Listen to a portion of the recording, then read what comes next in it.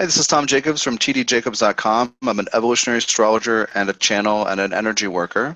And this is the third in a series of videos on the true black moon Lilith in the houses. Obviously, it's on the third house. So just as a preface, I use the true black moon, which is also called the oscillating apogee. I do not use the mean position. Most readily available in software and in interpretations is going to be the mean position. That is the very erratic movement of the true black moon, smoothed out and averaged out. I think it's like asking a blow-up doll or a Barbie doll what a woman is like. So as far as our understanding of and working with the natural feminine, the instinctive wild within us, I don't find the averaged or mean position useful at all. So there's a root chakra instinct, a connection to the wisdom of the natural world. That is what Lilith is about. So the true black moon Lilith, the oscillating apogee, represents an instinctive yes and no, where it doesn't matter what something sounds like or what it looks like on paper, we feel viscerally a biochemical reaction, instinctive, energetic, biochemical, emotional reaction, yes or no. It lives in the root chakra and it affects to some degree the second chakra and then the third chakra as well. So it's pre-verbal and pre-logical. So Lilith, true black moon Lilith in the third house kind of brings up an interesting issue because the third house is about being verbal. It's about information and data and research and learning, teaching, writing, speaking. It is also about mental processing and observation. So people with true black moon Lilith in the third house are going to be oriented toward picking up information that might be non-standard, non-logical. Body language, energetic cues, the sound in someone's voice. You're going to have visceral reactions to these stimuli.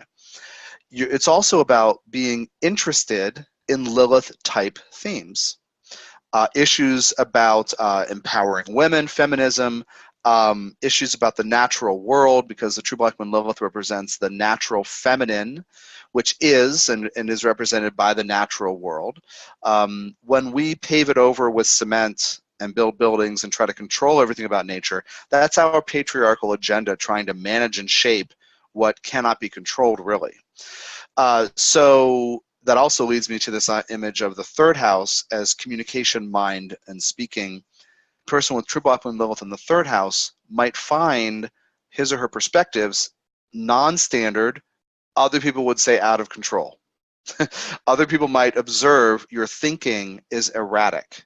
Your speaking is erratic. When you ask questions, you might make people uncomfortable because they would like to have the questions fit within a certain box or paradigm. Not to put them down at all, like saying they're stuck in a small box, but they might be expecting something in a way that's reasoned out in a way where you are tapping into something instinctive, and that's where your question's coming from. So when people with the true black moon Lilith in the third speak, they may be disruptive. When they name what they're observing, they may be told they're disruptive. It's critical, it's very important to trust instinct and to trust what one sees. But the combination of these can be very reactive. So to be grounded in the body, stable, is very important so that the mind can work in a Lilith-inspired way without you getting caught up in a bunch of external issues because other people feel you're disruptive. Now, this can be inappropriate disruption of noise making and anger and that kind of thing, just kind of like spewing out, right? A fountain of inappropriate emotional things. But it can also be very positive kinds of disruption in terms of you say something and someone says, I hadn't thought about that angle before.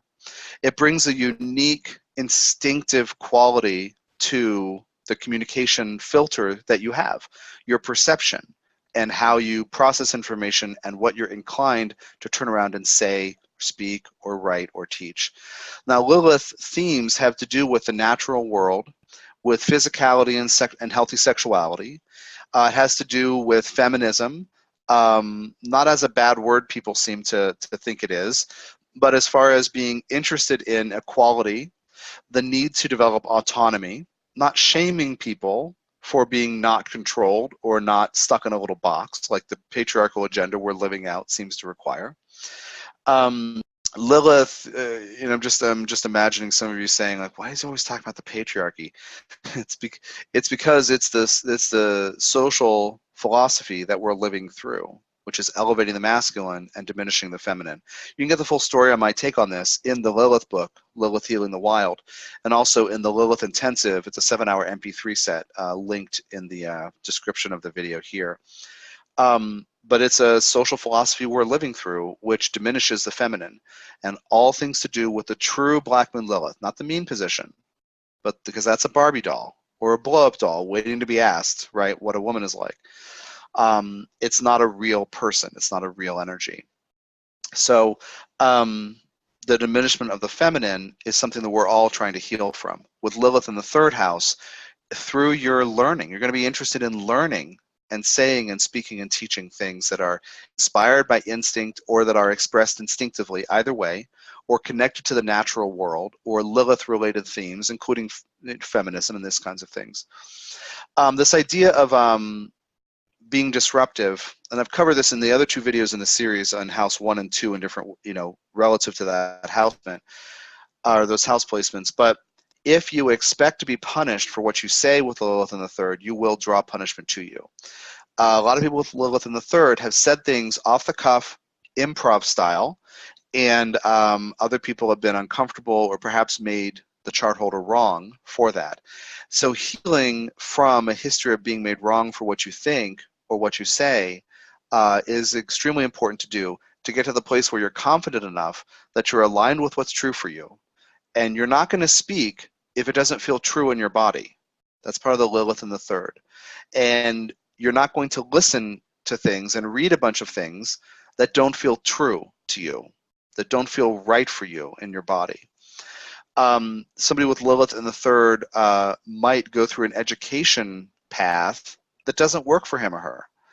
It might not really appeal. It might not be really resonant. And so it's important for the idea of Lilith autonomy in the 3rd house, for people with that placement to find the right course of study, to find the right way of expressing themselves, to do something that's based in this instinctive wisdom that's already in the body.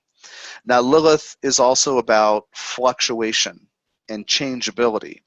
Remember, it's pre-rational, pre-logical, often pre-verbal. It's this visceral sense of something, primal energy. And so your communication style may be erratic. Your communication itself may be erratic and not expected. You might write 3 books in 2 years and then not write another one for 10 years. You might, because there's a fluctuation in the Lilith expression. It's changeable. This idea of pre-rational, pre-verbal, pre-logical, it looks to others as irrational. And that's where we get some of the stereotypes about, old stereotypes about women being irrational and all this kind of thing. So honor your own communication style. Learn what you want to learn. Say what you need to say. Speak up, truth to power is a kind of another way this can come out, because you're going to be inspired when you're in touch with its energy in a healthy way to raise your hand and ask a question that the other people might not be comfortable with. Bringing the energy of the wild, which is a true, natural, instinctive reality, into everything that you do.